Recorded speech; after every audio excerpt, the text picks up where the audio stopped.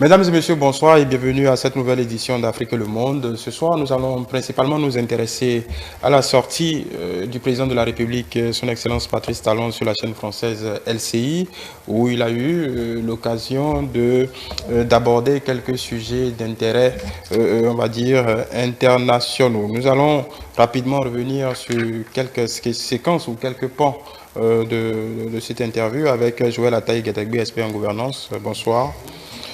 Morgana Sobamentonti, consultant analyste géopolitique, expert en relations internationales et collaborateur près l'Institut de formation et de recherche pour la paix et la sécurité internationale. Bonsoir Morgane. Bonsoir.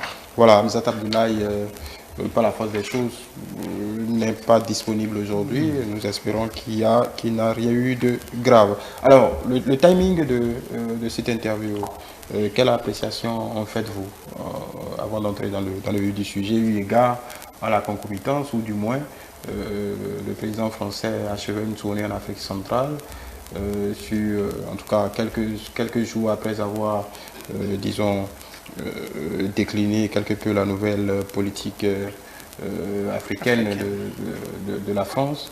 Comment vous appréciez le timing de cette sortie qui reprend quelques points saillants de ce qui fait l'actualité en ce moment en Afrique francophone au sujet de nos relations avec les puissances coloniales? Alors, je dirais déjà simplement que la chaîne française LCI ne fait rien au hasard, comme toutes les chaînes assez sérieuses. Donc, cette interview a été forcément planifiée. Et les questions qui ont été posées aussi ont été bien choisies parce qu'il fallait que ces questions cadrent avec l'actualité, avec les enjeux du moment. Et donc, c'est pas anodin, le timing, et aussi l'interview n'est pas anodin. Pour ce qui est de ce qui est en train de se discuter actuellement, je pense que c'est très important parce que aussi bien la France que la plupart des pays africains sont dans une dynamique de réorganiser leur politique extérieure.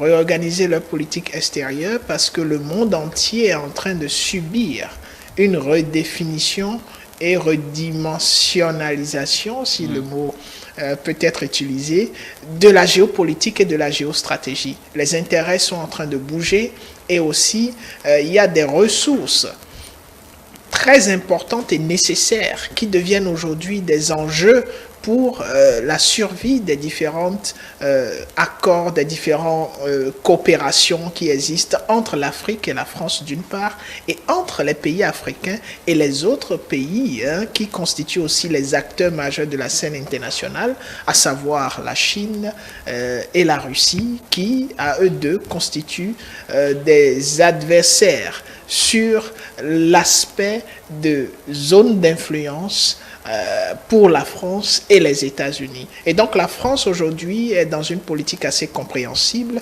et les pays africains aussi sont dans une revue de leur façon de coopérer avec aussi bien la France que les autres partenaires. Même question, Joël Ataï-Gedegbe. Oui, c'est clair que ça intervient dans un contexte où les cartes sont en train d'être battues. Et maintenant, qui a pris l'initiative de cet échange? Est-ce la chaîne française ou est-ce le président béninois? Parce que après, on est dans une... n'oublions pas qu'on est fondamentalement dans une situation de communication. Et donc, la question est celle des cibles également de la dite communication. Si on s'en tient à l'introduction, à l'entame de cette interview, visiblement, la parole du chef de l'État est recherchée. Il faut le croire, et on ne peut pas faire mieux que ça pour situer, disons, le niveau qu'a atteint le chef de l'État en termes de visibilité. Et donc, incontestablement, c'est... La rencontre entre un média qui est à la recherche également de voix qui portent, et donc fort opportunément à l'occasion de la visite du président, de la visite de travail qu'il effectue en France. Donc ce rendez-vous a eu lieu. Je dirais d'emblée que fondamentalement la cible semble être occidentale, internationale, et peut-être même hors du continent africain. Et on pourra le voir plus tard à l'aune des réponses que le chef de l'État a faites au cours de cet entretien-là. où il s'est quand même signalé de manière assez inédite. Et direct, comme oui, ça ne surprend plus personne. Inédite, mais assez habituelle par rapport au temps fond. Oui, je reste avec vous. Ça me permet de poser la question du leadership. On a l'impression que, et la question a été posée maintes fois, la France déroule son agenda, quoi qu'on pense, la Russie, les autres puissances, mais il y a comme un vide en termes de réponse, en termes de leadership du côté africain. Est-ce que vous pensez que la parole du président de la République, Patrice Talon, est-ce que ce leadership peut être au regard de ce type d'interview, parce qu'il y a eu des positions fortes dans ce qui se dit, des questions qui ne s'abordent pas facilement, est-ce qu'il y a une place à prendre? Je répondrai en deux temps. Incontestablement, les questions abordées étaient complexes en soi, ce n'était pas évident au départ. Maintenant, sur le second pan, la question du leadership, ça ne se décrète pas. Et donc, c'est chemin faisant qu'on le constate. Et je pense qu'il y a encore un peu loin de la coupe aux lèvres ou que cela ne tient qu'au chef de l'État béninois de s'affirmer dans ce sens-là. J'ai l'impression qu'il procède un peu trop et par à coup de ce côté. On l'a vu, certes poser ses conditions pour accéder à la présidence de l'UEMOA, ce qui ne s'est pas fait. Ça aurait pu être un premier pas net qui marque l'assentiment, qui marque le fait que ses collègues de la sous-région, d'une entité donnée, l'aient adoubé. Et il ne faut pas toujours absolument ce type de reconnaissance, mais à travers ces prises de parole, il faudrait qu'elles soient plus régulières et plus,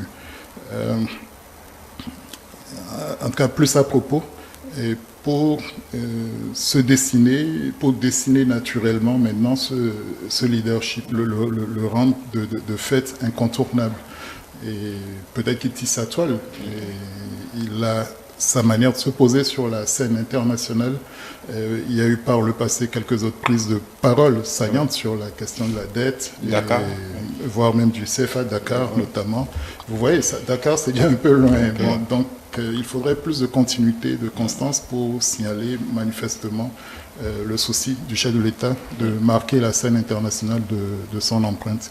Le retour des biens culturels, la visite du président Macron la dernière fois, ont été des faits importants, des marqueurs importants dans ce pas, sans faire manifestement du président béninois un obligé du président français, mais plutôt un partenaire exigeant, décomplexé, qui peut aborder de toute évidence les questions qui fâchent, et avec sa vision, sa personnalité. C'est ça qui devient intéressant dans l'affaire.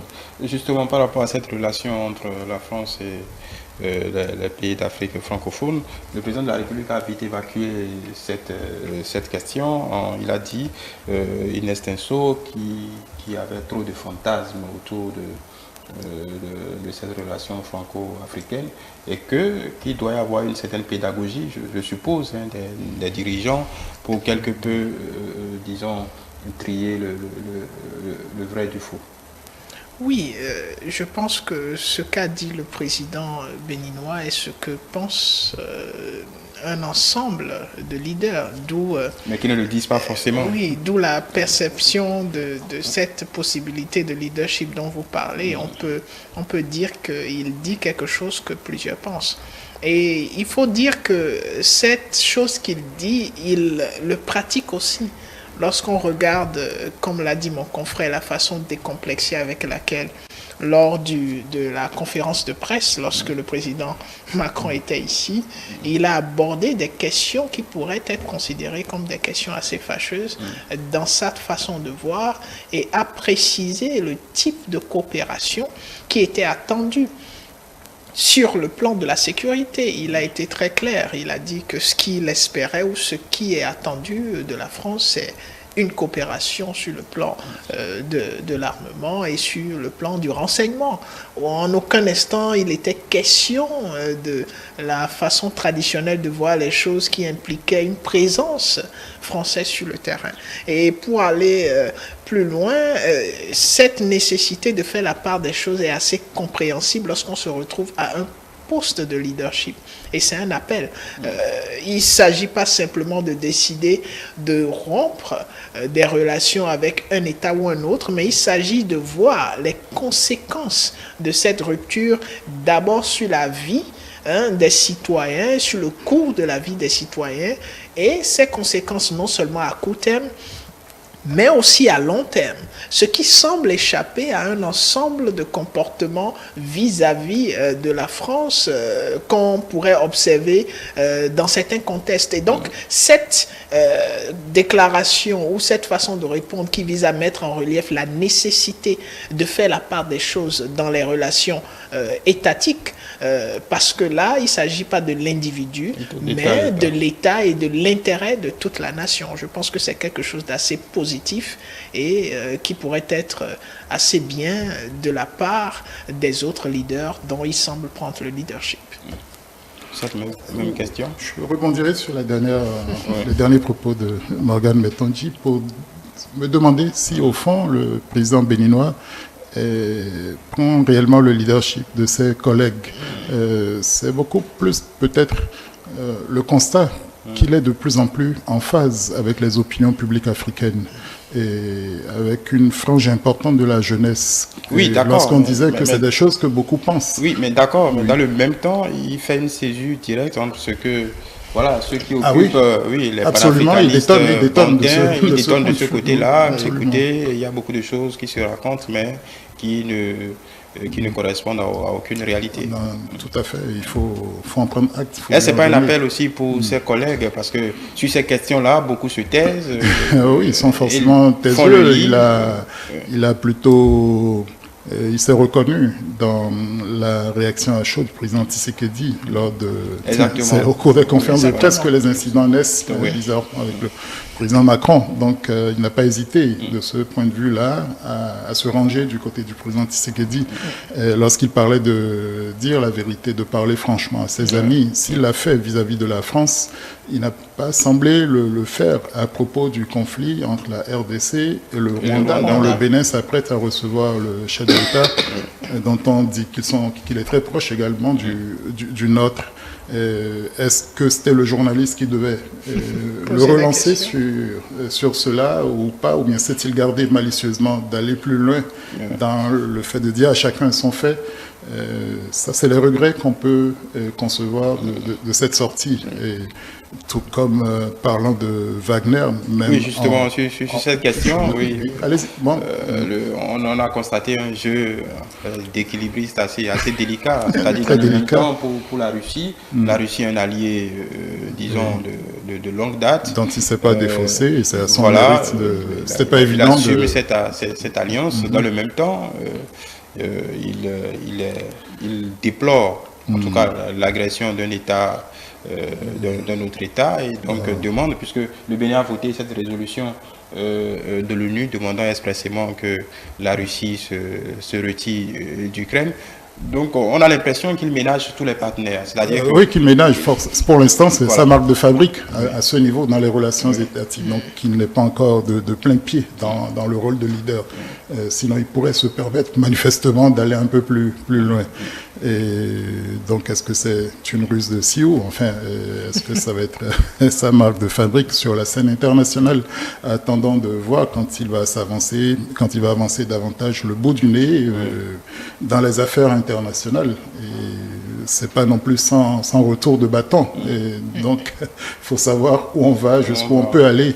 Et pour l'instant, ça semble marcher. Donc, c'est relativement un beau ballon d'essai. Et donc, quelle va être la prochaine étape? Et on a certainement besoin d'entendre un Bénin plus fort, plus clair dans ses propositions, plus rayonnant. On l'a vu aller au Burkina, nous sommes préoccupés par des questions de sécurité régionale. On ne l'a pas entendu s'exprimer. Bon, peut-être que c'est dans les actes que le Bénin se pose et peut-être s'imposera comme un leader inattendu au niveau de la sous-région par rapport à la direction que nous devrions donner à la lutte contre le terrorisme. Peut-être que c'est du Bénin que viendra une inflexion intéressante de ce côté. Voilà, sur cette même question, le président a essayé de ménager. Il ne se voit pas s'aliéner aucun de ses alliés traditionnels. Pour la Russie, c'était un peu coton cette position. On condamne le fait que... Non, on ne condamne pas. On déplore le fait que la Russie agresse l'Ukraine, parce que, et ça, il a répété plusieurs fois, la force ne doit pas être le moyen de règlement des conflits, quelle que soit leur nature, mais dans le même temps, il ne veut pas condamner la Russie pour autant. Oui, et je pense que là, il se retrouve clairement, à part l'aspect de vouloir ménager qu'on peut percevoir, il y a un aspect quand même de sincérité dans les arguments qu'il développe. Lorsqu'il parle de condamnation, il précise ce qu'il condamne. Ouais. Ce qu'il condamne, c'est cette façon de procéder pour se faire entendre. Parce qu'il estime qu'aujourd'hui, à l'ère de la civilisation, du principe de la démocratie et surtout aussi du comportement civilisé des États dans leur interaction, il est difficile de concevoir et d'accepter qu'un État puisse procéder par un coup de force pour se faire entendre. Mais il se refuse d'une façon ou d'une autre de se prononcer sur la pertinence du comportement de la Russie, qui est totalement compréhensible parce que aussi bien la Russie que les autres acteurs de cette situation ont leurs arguments. Et donc, il faudrait écouter les différents arguments, apprécier le bien fondé des comportements pour pouvoir se prononcer, encore qu'on quitte tout de suite la sphère du droit international. Sur le plan du droit international, ce qui se passe aujourd'hui en Ukraine n'obéit plus à aucun principe du droit international. Il s'agit ici, on est en plein cœur des relations internationales, des rapports de force, et le Bénin, avec son président qui est censé défendre les intérêts du Bénin, n'a aucun intérêt à se prononcer sur les rapports de force entre la Russie et les autres acteurs de la question en Ukraine. Donc je pense que ce n'est pas forcément une façon de ménager, mais c'est une façon d'affirmer sa position. Et quand vous regardez le comportement de l'Inde, qui est un État aussi assez influent sur la scène internationale aujourd'hui, l'Inde a adopté la même position en précisant que l'Inde n'adopte pas, n'est ni pour ni contre, mais l'Inde a sa position, son positionnement vis-à-vis de la question. L'Inde continue de discuter avec les autres acteurs, quand bien même l'Inde continue aussi d'avoir des échanges avec la Russie. Voilà. Sur la question de Wagner, oui, il a... On peut dire que ça a été traité avec maestria, cette question. Oui, relativement maestria. Enfin, il a bien réfléchi de toute évidence à la question, mais a laissé entendre que ce recours, le recours à cette forme de mercenariat pourrait être légitime dans certaines situations. Ça, c'est nouveau au niveau des pays non alignés, parce que le Bénin, qui a subi les affres du mercenariat à travers l'agression du 16 janvier 1977, a été à l'origine au plan diplomatique, au niveau des Nations Unies, a été à l'origine d'une résolution des Nations Unies qui condamne le mercenariat. Et mieux, au niveau de la France... mercenariat sont des entreprises militaires privées. Oui, mais on a eu Blackwater il y a quelques années. Elles ne sont pas plus légitimes, je voulais dire. Oui. C'est-à-dire qu'au niveau... le mercenariat est un peu... Non, c'est négatif. C'est rémunéré. Oui, c'est rémunéré. C'est des prestations qui sont rémunérées pour faire de l'usage des forces armées. Là, peut-être que la nuance maintenant, c'est que c'est des États qui leur font appel sur leur territoire. La différence aussi avec la troupe de Bob Denard, c'est qu'il n'était enregistré nulle part. Quoique, son procès a quand même démontré qu'il n'était pas moins lié comme supplétif à la Légion française. C'est les supplétifs des services de renseignement, c'est les barbouzes traditionnels qui étaient chargés de faire le sale boulot. Donc la France, je le dis d'autant plus que l'interview du président Talon a suscité une réaction sur la même chaîne où on a fait écouter un extrait. Et c'est ça qui est intéressant. Intéressant, pernicieux, parce que c'est un extrait où on ne parle plus de ce que les Américains ont fait en Afghanistan. Mais on ne prend que le passage où on semble légitimer Wagner et M. Raffarin, ancien Premier ministre français, qui en sait beaucoup sur les basses besognes des barbouzes et des officines de mercenaires. M. Raffarin de parler d'égarement des Africains, pour ne pas dire du président Talon. Donc c'est un combat relativement idéologique, mais où nous devons affiner davantage notre position Je rappelle la question du mercenariat pour dire qu'elle engage la communauté internationale au niveau des résolutions des Nations Unies et que je sache, ce n'est pas passé. Le mercenariat n'est plus dispensé de condamnation et donc les principes au niveau du droit international également doivent pouvoir s'affirmer. On a besoin et on continue d'être dans cette quête au niveau des relations internationales d'un espace juridico-éthique. C'est pas évident, c'est les rapports de force qui s'exercent. Il y a une part de codification, mais c'est finalement la loi du plus fort qui est quelque part codifié. Mais une fois est-ce que c'est pas une hypocrisie des élites occidentales? Parce qu'on se rappelle que cette même année, en 2021-2022, au Mozambique, on a bien fait appel aux sociétés privées sud-africaines pour venir suppléer Total et autres, là. Donc on ne dit pas tout encore. Et donc il faut qu'on soit davantage éveillé, qu'on fasse mieux le point sur la question pour ne pas nous laisser mener là où on veut. Déjà, le président Talon a pu échapper à la construction des significations qui étaient faites au cours de cette interview-là. Il devait apparaître comme un allié de la France, comme un obligé du président Macron. Et il a su rester droit dans ses bottes pour me fier à une de ses expressions chéries. Ça n'a pas empêché que le lendemain, il soit reçu avec les honneurs qu'il faut. Et donc, c'est la preuve qu'en restant soi-même, en affirmant ce en quoi on croit, il est possible de se faire respecter. Et c'est une ligne à suivre, de toute évidence. Une position claire sur Wagner. Encore une fois, qui tranche avec ce que les autres dirigeants peuvent dire dans la sous-région. Personne ne l'assume vraiment. Exactement. Il faut rappeler ici qu'il essaye de contextualiser quand même la situation en précisant qu'il s'agit là d'une initiative qui intervient dans le sens de régler un problème sécuritaire. Régler un problème ultime pour l'existence d'un État. Et donc, il s'agit de quoi? La sécurité. Et qui parle de sécurité parle de développement, parce que sans sécurité, il n'y a pas de développement.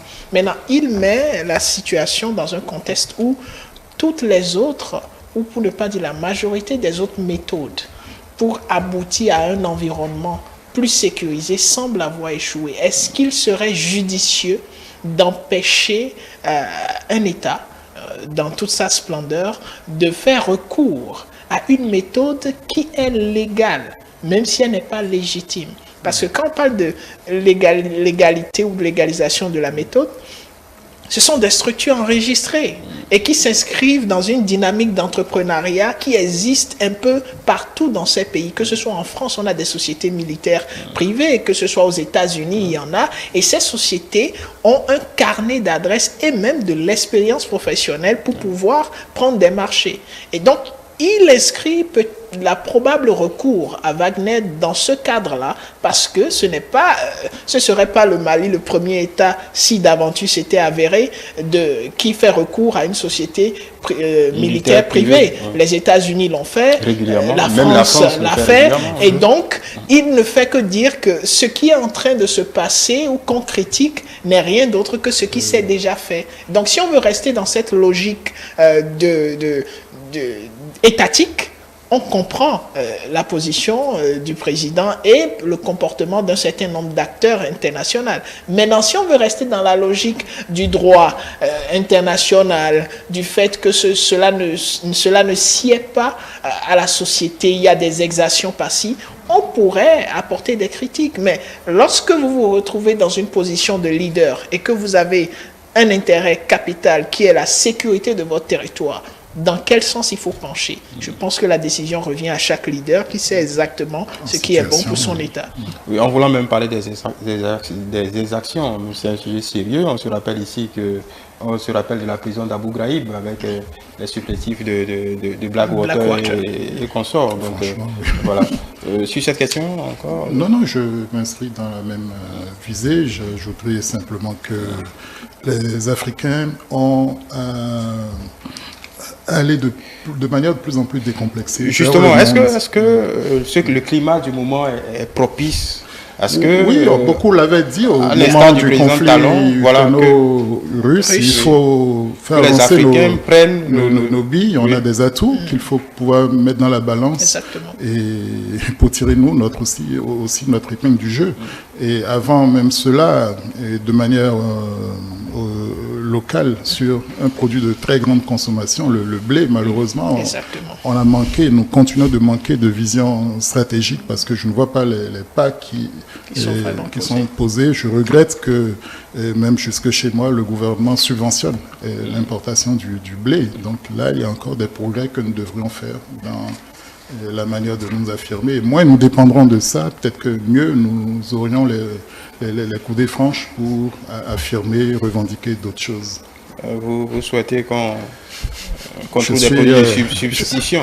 Oui, vous savez que le pain fait partie Béchi de l'autre côté. Hein. Bien sûr, j'adore le pain. La récolte du pain en Égypte. Oui, toujours, même en Tunisie. Et puis, petit bémol sur cette interview du président Talon, parlant de relations internationales. Quand on a débordé sur les questions de natalité, les questions de migration n'auraient pas dû être occultées. Et la situation en Tunisie nous interpelle quand même au plus haut point. Une voix comme la sienne aurait pu se faire entendre utilement. Sur cette l'intelligence de la chose a pu lui échapper ou est-ce le journaliste qui n'a pas voulu? Voilà, on attend encore des paroles fortes et bien sensées de la part, et surtout des actes de la part de nos gouvernements s'agissant de ces questions. On va revenir sur vous parlez de cette dérive raciste au sommet de l'État. Au sommet de l'État en Tunisie. On va y revenir certainement la semaine prochaine, même si en parlant d'action, beaucoup de pays sans commenter pour autant ont agi en commençant par rapatrier leur... oui, le président Doumbouya, c'est bien en première ligne pour ce type de rapatriement à titre symbolique. La Côte d'Ivoire, le Mali. Et la Guinée était même jusque sur le terrain des représailles, j'espère à titre symbolique, pas en termes d'exaction. On a vu le président bissau-guinéen, président de l'exercice de la CEDEAO, prendre une initiative qui pouvait être institutionnellement intéressante, aller au nom des chefs d'État ouest-africains, s'enquérir de la situation. Mais très tôt, il s'est cru obligé de dédouaner son interlocuteur, ce qui a eu le don de noyer l'initiative. La percussion, la force du propos. On attend encore un peu mieux de nos États sur ces questions-là. On suivra les prochains développements. Merci Joël Ateg-Edegbe. Je rappelle que vous êtes expert en gouvernance, Morgane Asogba-Mentonji, consultant, analyste géopolitique et expert en relations internationales, collaborateur près l'Institut de formation et de recherche pour la paix et la sécurité internationale. Merci. On se donne rendez-vous vendredi prochain pour d'autres développements.